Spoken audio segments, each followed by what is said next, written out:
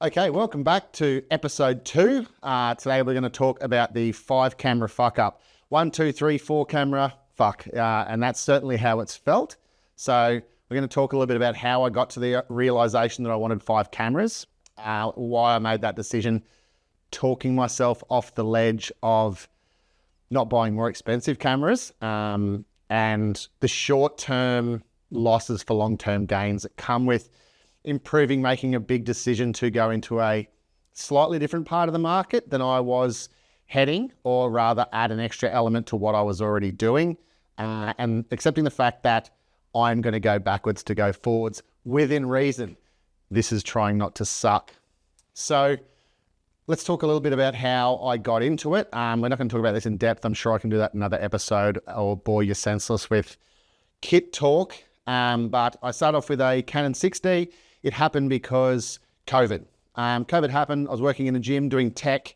All of a sudden, no members. And we had been planning to launch our website 6 months down the track. Well, all of a sudden it got fast tracked. The problem was we had no content. So fortunately, I reached out to a friend of mine, Moments by Bilbo. He's a cracking sports photographer, among many other things that he does. And said, hey, buddy, can you come down with your camera and film some content for me? All COVIDly spaced correctly across the room from each other. Thank Christ for zoom lenses and microphones. So we started filming content. And after using him for a month, I quickly went, we're going to need more of this. And I can't expect him to just drop what he's doing and come help. So I've always kind of liked the idea of having a go at photography, but I didn't buy a camera for photography. I would need a video camera, and we talked about it in the most cost-effective way was to buy a DSLR. So he's a Canon shooter, so I'm with a Canon 6D Mark II, could do video and photos. There's a bunch of reasons behind why we picked that camera, but we did. So we went and got that.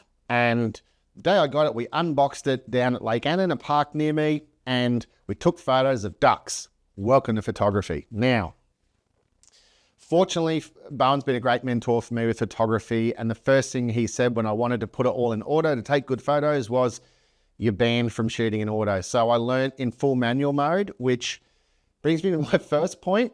A grandiose idea of what you want, and the naivety of me at that point to think it was going to be pretty easy and quick were one, awesome. It meant I made the jump. I'm generally not crippled with self-doubt, quite the opposite. So I went, let's get this camera. It'll be great. I'm going to get the camera because it's a good camera. It's going to take great photos.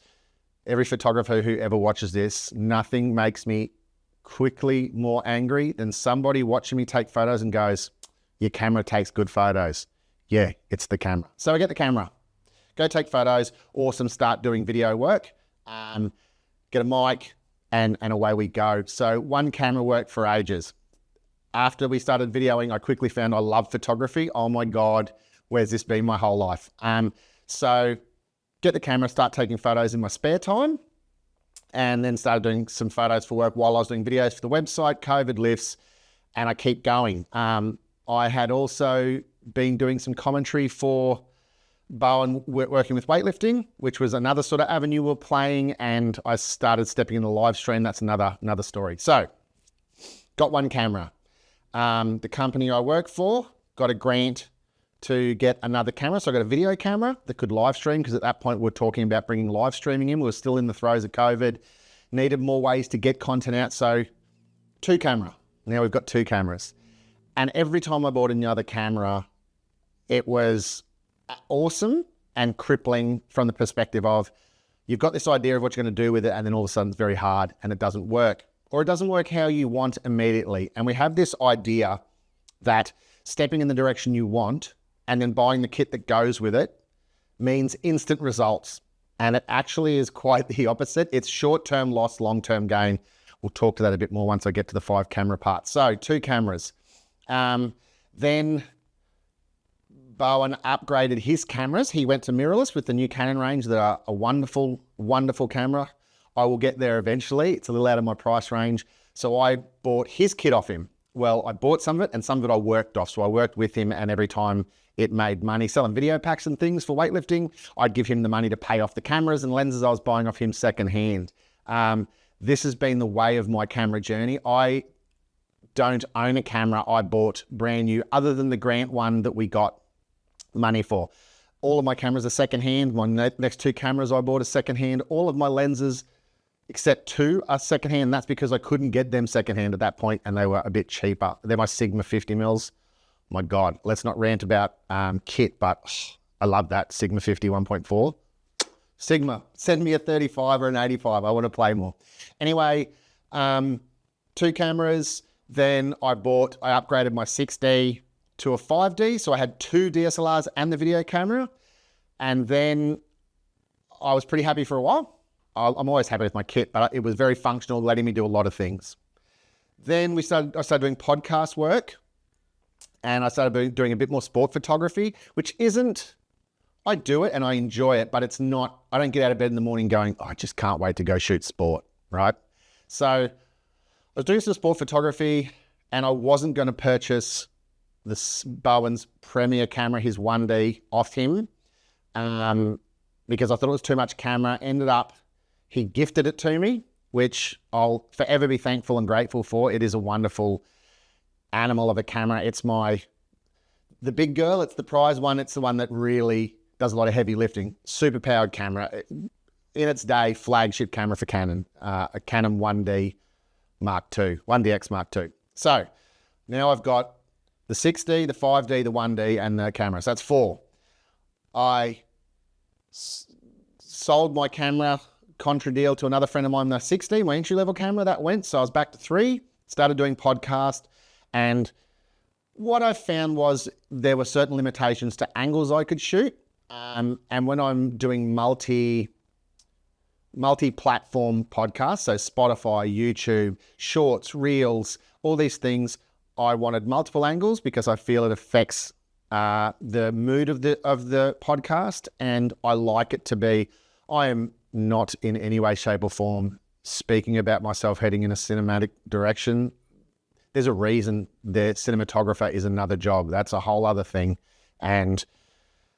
But I like a more cinematic look. So I wanted to be able to cut between angles, pull in when it's serious, pull out when it's a bit more jovial, a bit of option for editing, and also being able to do it some in portrait, some in landscape, depending on the platform.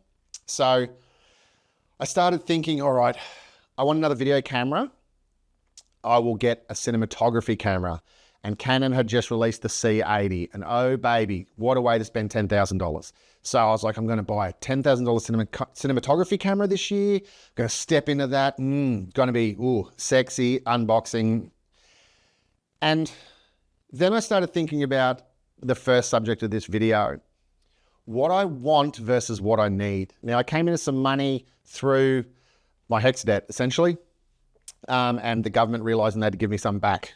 And I had enough money to buy that camera, and I really, really wanted it because I still really want it. But by the time you spend $10,000 on the body, and then I spend another battery and memory cards at $1,000 a card, and then I buy a rig for it and a lens and mics, and it's $15,000. So it's not a $10,000 spend, and that would give me one thing. So I still really wasn't where I wanted to be, but I really liked the idea of it. So I started talking myself off the ledge, so to speak. Now, that involved going, all right, what I've already got and what's the best way for me to move forward? So one of the problems, if I've got 4 different cameras and 4 different lenses, it all looks different. It's all in different sizing, different formats, different colors. So I thought, what if I get another 2 cameras, the same as I already have, and another 2 lenses, same as I have? So just for the conversation, I have a 50mm on one camera that's shooting my big pulled in face, and I have a 24-70 that's doing the wider shot. So I thought I'll buy another 50 and another 24-70, and the cameras are a 1D and a 5D. I'll buy another 1D and another 5D. So I started looking at a 1D Mark III, which is the stepped up version. And I went, what am I doing? There's nothing. My 1DX Mark II is awesome. It already does everything I do. It's in fact already spec'd more than my ability. And this is a humbling part of the conversation. Am I buying a tool that is more elaborate than the tool using it, right? So the answer was yes. So instead I went, okay, let's buy duplicates of what I've got. that means two things. One, if one dies, I've got a spare, which is great because I do multiple things with my cameras at the moment. I'm slowly figuring out exactly where I want to go with photography and videography and content and things. But let's hedge our bets. I've got 2 1Ds and 2 5Ds. So now if I need a job that has 2 cameras, I've got backups. Same with the lenses. But then I started looking around at buying them new. 5D, obviously you can't get new anymore. The 5D Mark IV, it's outmoded, but the 1DX, I could get a new Mark III. Talked myself down to a 1D Mark II, and then I went secondhand. Now, what this meant is instead of buying one camera and spending $15,000, I bought 2 cameras and 2 lenses for the space of about $7,500, we'll call that, or to $8,000 for that outlay. Sounds a lot if you're not into photography. If you're into photography, how cheap's that, right? Doubled my kit and allowed me to do 4 cameras for angles and 1 camera for the center of my video camera, which is dying. We'll have another conversation about that. So we go and get the cameras. Now, excellent investment. I already know how to use them. The format's pretty similar. The coloration's quite good. There's skill sets in that. I stupidly, in a similar time frame, bought my lights. Now, not stupid because I bought the lights, but let's talk about overcomplicating things as fast as we can. So here's another little lesson that I've put in my phone. There's about 5 little things I want to talk about. One was talking yourself down from overcommitting with kit. This is with anything. Let's look at what you can do and what you need versus what you like. But especially if you've got grant money or you've got more money than you actually need to spend because you can spend it, right? And everyone wants to sell you stuff, and it's all, if you like cameras, cameras are sexy and fun. And I like going to the camera shop and I like talking about cameras because cameras, right? So, but anything, whatever, if your love's golf and you play off a 30 handicap, you probably don't need $10,000 worth of clubs. You're better off buying $10,000 worth of lessons to use the clubs you got, is more what I'm talking about. No point buying something that so far outstrips your ability, right, that you're blowing all this money instead of buying something that was actually useful. So this is the talking myself off the ledge part. I want to spend things and I want something because it's cool, because I'm an idiot, and that's fine. Learning to mitigate it is something, thank God, I've learned to do in my 40s. So I buy the 5 cameras. The next thing that I didn't think about was how much peripherals were going to cost me. So that means now I need twice as many memory cards, twice as many batteries, extra microphones. Bought that all, spent more money, and I'm detracting myself. I bought lights at the same time.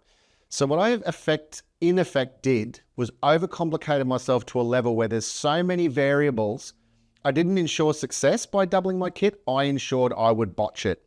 Now, when I talk about that one podcast, the first time I shot with 5 cameras being the 5 camera fuck up, it's still going. It's been 3 podcasts. Each was a success from the perspective of I got the work out and the user was happy with it. I was happy with it. But compared to what I wanted and what I expect from 5 cameras, massive botch. So here's what happened. Booked the podcast. Awesome.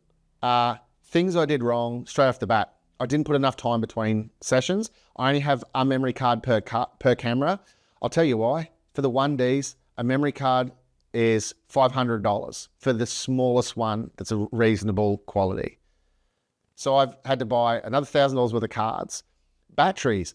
Some batteries are $150, some are $350. I had to buy them for all the cameras. Tripods. All these things I had to buy. Now, I booked the podcast, and because I've only got 1 camera for each card, between each filming, I have to dump the cards onto my computer. This takes time. The first podcast started a little later than I liked, and it went long, which meant the second guest was already sitting there before I finished filming the first one, and then they had to sit there for 25 minutes while I dumped my memory cards. And all my stuff's fast, but time's time. So mess up one. I've got one guy sitting there doing this, sorry Lockie, while you're waiting for me. Anyway, got it all dumped, cards go in next. So that's the first problem. Oh no, sorry, that was the second podcast. The first podcast was not only did I not have enough cards, 1 card didn't turn up. So now I've got 4 cameras, and patience is a virtue for a reason. So let's backtrack. First time I get all the cameras, they've all turned up. I'm like a kid in a candy store, I can't wait to use them. 1 memory card isn't here yet. So I'm so hysterically obsessed about using them that I talked to my mate, and I do some live streaming work, and he goes, why don't you just live stream out of that camera into the software on my laptop? instead of having a memory card. What I should have said is, let's just shoot on 3 cameras that we know how to do. Instead, I went, you're absolutely right. I should add another layer of complexity to this lunacy. So this is what I do. So I set up 5 cameras. My 4 cameras, 1 plugged into my laptop, recording that in real time, while 4 other cameras are all going to memory cards. I've got my lights. I've shot about 4 podcasts, a couple of videos with lights. I just started getting a bead on them. They're Niwa ones. They're pretty cheap. I got them secondhand. Marketplace, camera gear. So marketplace, lights. I start getting a little bit of an idea, and then I go soft boxes. Now, another variable. I hadn't even mastered what I was doing with the lights. And then I decided to alter the lights by putting a soft box to make the light less harsh. Great idea in theory. So now I've got 2 lights with new parts on it I've never used before, 5 cameras. I've never shot more than 3. I've got 4 microphones. I've never shot more than 2. So I've got variables up the wazoo, and one's recording to a laptop, which I've never done. I've live streamed all the time. I never record off it. So as you can imagine, I'm stressed out of my mind, right? And I filmed the first podcast. I had the wrong settings on the recording software, so I recorded it in a lower resolution. So 1 camera, useless. Softboxes, what it does is it softens the light. It also reduces the power of the light because it's diffused, which means the pool of light that I'm sitting in, so I've got a softbox here and I've got a raw light here. If I lean forward, I'm out of the pool of light. If I lean back, the pool of light changes because the pool's smaller. Didn't know that. I learned this wrecking a podcast. So every time my boss, who, love you, Troy, but is red or yellow in his face, plays touches outside all the time. So every time he leant forward, he looked like Red Skull out of the Avengers. And every time he went back, he looked like he had jaundice. So now I've got footage on 1 camera that I can't even use, 4 cameras that the color is terrible and the light's terrible. And I shot it all in landscape because I was too scared to do 2 cameras in portrait, which was the whole point of buying the cameras. Now, I edited it all down and got something that was very usable. I can't remember who the podcast was now. I can't think. Oh, Michael Blades, Willow's Beyond the Gym, episode 7 it is. Anyway, if you want to go see how I put that together and saved it, right, it was still fine, but what it meant was instead of that podcast taking me 4 or 5 hours to edit, it took 2 days because I had to play with the color. The color of every camera was different because I didn't manage the light properly. I didn't manage the output settings in the cameras properly. Now, I know what you're saying. Oh, you do this for a living. Shouldn't you know these things? Yeah, you're absolutely right. I'm constantly trying to do things slightly outside of my scope. And because I rushed myself, I was up the night before sitting with cameras on my lap, just trying to mimic the settings from one camera to another to make sure they were kind of similar. I missed a heap of things. I didn't understand a lot of the things I was doing, particularly on the 1D. Do you know how many settings are on a pro level DSLR? It's insane, right? I've been doing this 5.5 years. I do not consider myself a genius in every aspect of doing this, but I'm just trying not to suck as much as I can and do things as best I can for the customer within their budget. So that's the 5 camera fuck up first one.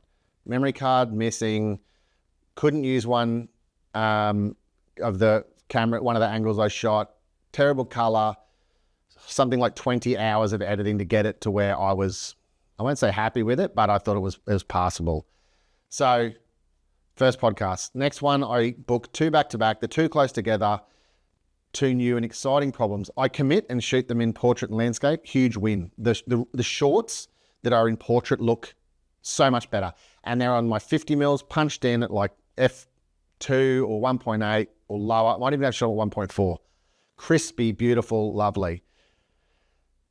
On the other 2 cameras, we had the 24 to 70, so I underexposed them.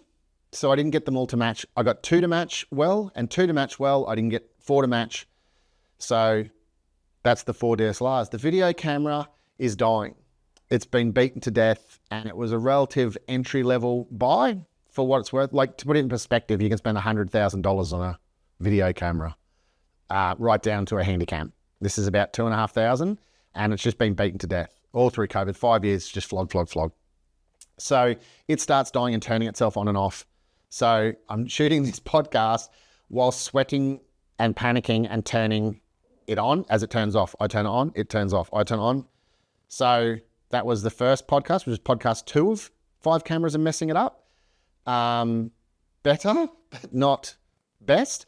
Better with the lighting. I figured that out more. Took the grids off the soft boxes, which means instead of them being more direct, it lets them be wider, which was a bit more balanced light. So much better. Also understand I'm shooting this in a part of an office, in an office space, not like here, it's my studio. I can put light behind me. I only have the space I have and the light I have that I bring with me, so I'm learning all this. So that's number 2. And then I encounter the new and exciting problem. Now, this is twofold. I've set a timer on my phone, right? Which I've got 4 minutes left. That's because the older DSLRs that I have can only video for 29 minutes and 59 seconds at a time. Then I have to go and turn them off, turn them on. Problem 1, which isn't that big of a problem. When I'm filming 2 people, when one stops talking and the other keeps talking, I go reset them and vice versa. So that's not a bad problem from that perspective. Where the problem comes is the size of my memory cards, because of the cost. They can only film about, I'm going to say 40 to 45 minutes of 4K footage. So this podcast went real long. It's nearly an hour. I'm releasing it next month. I'm editing it at the moment with Lockie Stewart. It's awesome. God, I love listening to him speak.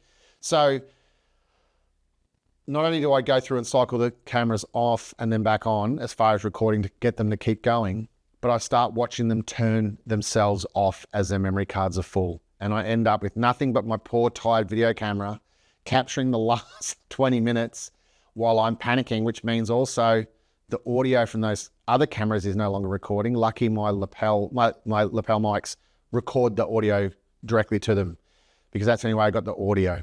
So 3rd attempt, still a botch. So let me exhale out this disgusting feeling of defeat from that experience. So now you can understand all of those things that I briefly touched on that I messed up. Let me tell you, I go into depth of how I messed those up. So let me jump off this plinth and restart my camera's recording, and let's talk about what we learned from that.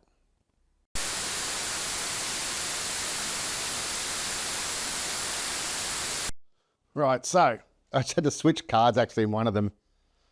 Reset my timer, 25 minutes. Right. So I actually had to switch one of the cards in that there because one card's 128 gig. So I had to swap that. My big camera one has 256, so it goes twice as long. So botched the 3. When I say botched, I mean they weren't optimal, and I didn't get out of them what I wanted from having 5 cameras. So let's talk about short-term loss, long-term gain. And I find this with everything I learn, whether it's in photography, it's in the tech. I'm learning AI a lot at the moment, which is becoming a bigger part of my job. And let me tell you, every time I spend time on it, 2 things happen. I get really frustrated because it's not going the way I want, and I have to figure these things out. So in a short term, it's less effective. Short term, 5 cameras was 100% less effective in getting an excellent product than what I was already doing well with 3. Short-term loss. It wasn't a financial loss. The cameras I have are great. The choice of camera was fantastic. The quality of the cameras and lenses, all good decisions. What I'm getting off them at the moment is an overkill of choice for something that's only as good as I had with 3. Now, I know my first podcast I did with 5 was very average from an output perspective. My second one was better.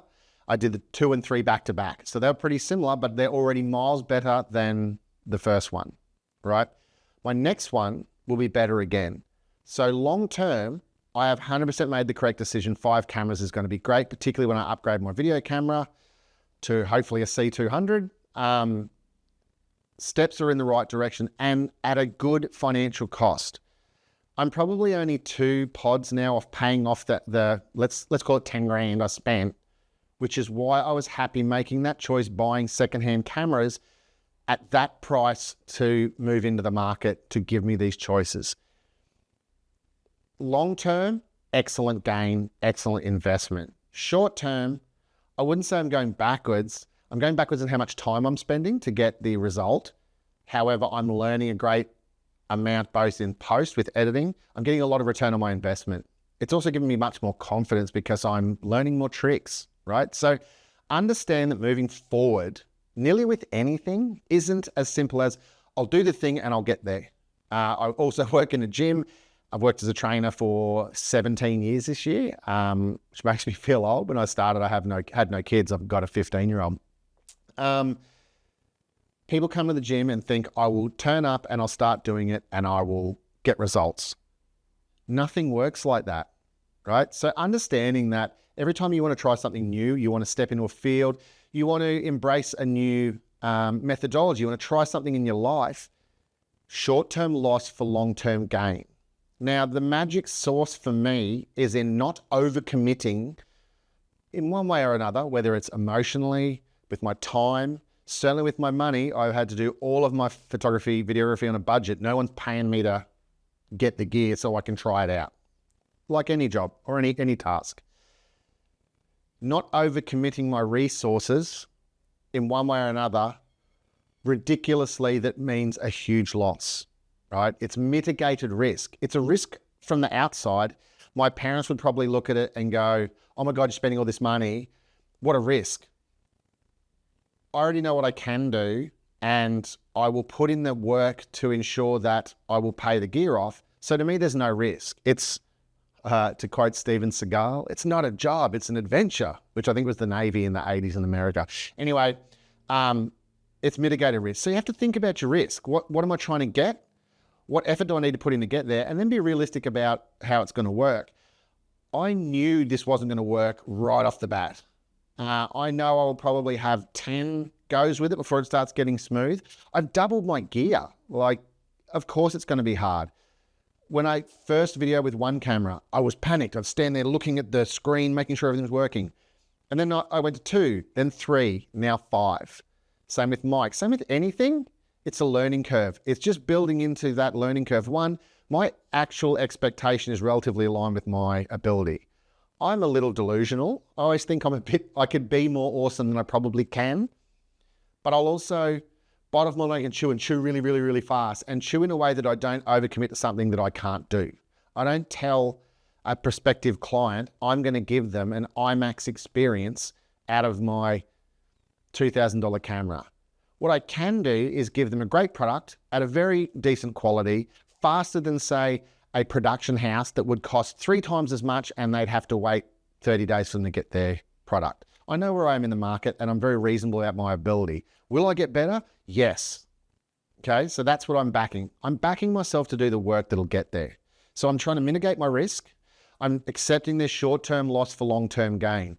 Everything's a time frame. Zoom out, for one of a bet. There's a camera analogy. Zoom out.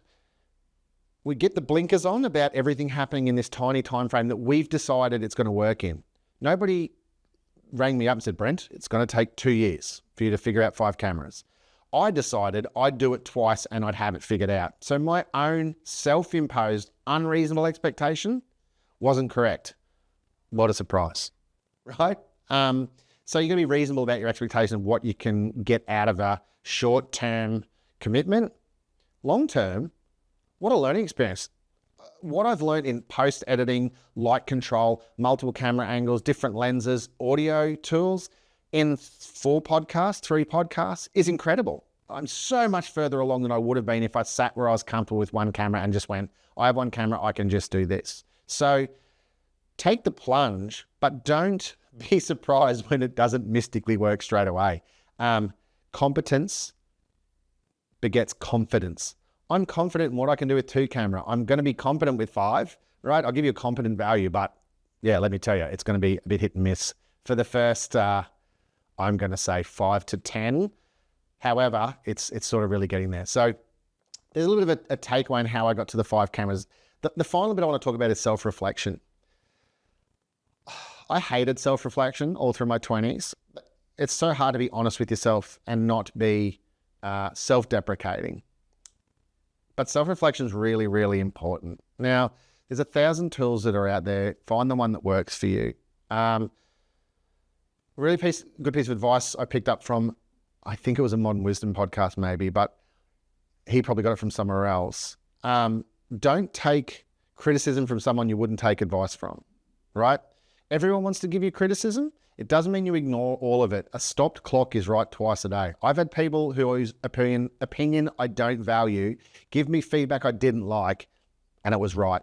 All right? Yummy, humble pie, delicious. I don't like eating it, but eating it is an essential part of the process. I have my Trying Not to Suck book, where this podcast come from. I don't write down positive affirmations in that book, right? I write down all the things I messed up to learn from, which then creates a checklist next time of things I need to check until they become inbuilt, right? So self-reflection is important. Sometimes you need an unreasonable friend to look at it and go, I don't like it for this reason, right? Feedback from your peers is important, but qualify those people. I don't ask somebody not in the field what they think about the videography, because I'm not interested in what their emotion is, what their vibe is about the video. I want a nuts and bolts perspective of what I could have done better from my setup, so I ask a photographer. If I want to know about how it makes people feel, I'll ask regular people. So critical feedback is important, and it's unpleasant, right? You don't get better from people telling you how good you did.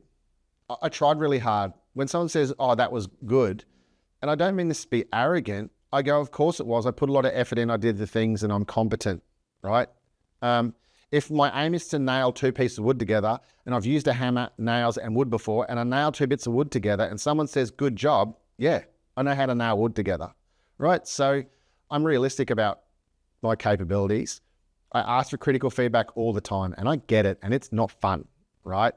What I don't do is, and I don't know if I've sworn on this yet, I'm going to say shit. So someone saying the job I did was shit is not them telling me I'm shit. And that is a critical difference to get between. Someone saying they're not happy with the job you did is not them saying they're not happy with you, right? You have to distance yourself from the feedback about a task you perform and not take it as a personal attack on you. If you can't take criticism, you will not move forward. Roger Federer didn't become Roger Federer because he got pats on the back for his entire life. He probably got more kicks up the bum than he got pats on the back. You know, if you want to see real life drive, watch the David Beckham documentary on Netflix. Every video of him kicking a ball as a kid is his father with his arms crossed in the other side of the frame telling him what he didn't do well. Now, I'm not saying that makes well-balanced human beings. I'm probably not one. But if you want to get better at something, you don't get better by success. It's mitigated failure. You don't romance a failure. I don't try to fail. I don't think it's all about failing. You don't learn how to succeed if you don't keep taking small risks. Last thing I heard that made me really think recently was, if you're failing all the time and you're in love with failing, you don't know how to win. I thought that was very pertinent. The second part of that same conversation was, if you only win, you're not taking big enough risks. You're waiting until you know you can succeed to take the step. Now, whilst that is an excellent modus operandum for somebody that wants to stay very comfortable, and there's nothing wrong with that, right? If you're happy and you're comfortable and you're doing what you do, power to you, right? It's not me, and this is about me. It's my podcast. How insular does that sound? But if you're trying to improve and you want to strive to be better, you have to be failing at some point. Otherwise, you're not taking any risks. You're not pushing yourself hard enough on the cusp of what you've got. So let's take that. That'll do. I think we're going to be at about 50 minutes. That's the longest one I've done so far. I'll edit up and I'll get it out next week, which I'm talking this to you who's not physically here with me while I'm explaining that in the future you'll have it. You'll have it when I'm done and you see it. So little synopsis. Don't overcapitalize. Get what you need, not what you want. Short-term failure, long-term success. Self-reflection process. Either external, someone helps you reflect, or yourself, look at the mirror, look at what you did, be honest to yourself, right? Don't be hard on yourself. Don't hate yourself. We all learn. I'm 43. I'm still learning. I still don't know what I want to do with my life. But I will happily sit down and pick apart what I'm not doing well so that I can become better. Bye-bye.